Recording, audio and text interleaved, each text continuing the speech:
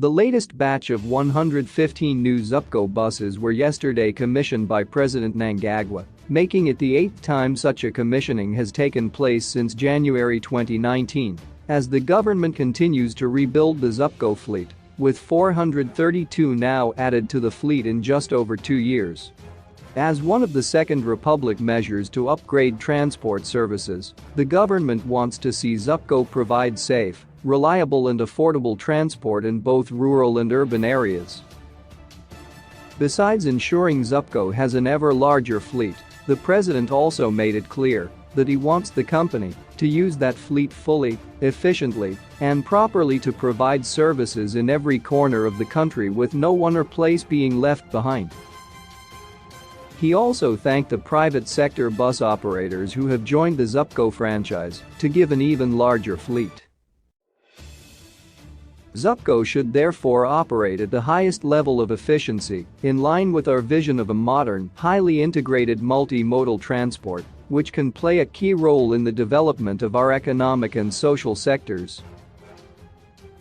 Given that we have now transitioned from stabilization to growth, the workforce should not spend valuable productive time waiting for transport, said President Mnangagwa. He commended the Zupco partnership with the National Railways of Zimbabwe to ferry the commuting public to work, saying it was bearing fruit. In line with government's intention to partially privatize Zupco, as highlighted in the 2022 national budget, I am informed that some investors, including sons and daughters of our country, have entered into arrangements with local bus assembly companies.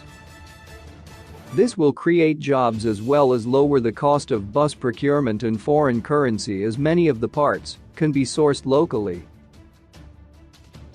I therefore challenge local entrepreneurs to be bolder and embark in the manufacturing of components, taking advantage of the enabling environment created under the Second Republic, he said. The president applauded private sector transport operators for their service in both rural and urban areas and invited more players to complement government efforts in providing reliable and efficient transport services. I urge Zupco to implement contemporary fleet management practices, including timetabling and ensuring that their buses service areas where they are needed most, so that the commuting public do not spend unnecessary time waiting in queues.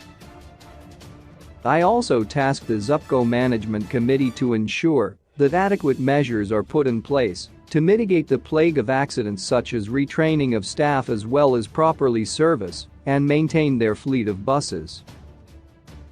Zupco must be a beacon of service excellency, he said. When the program was launched in 2019, President Mnangagwa said Zupco had 76 buses, but the fleet had since grown significantly.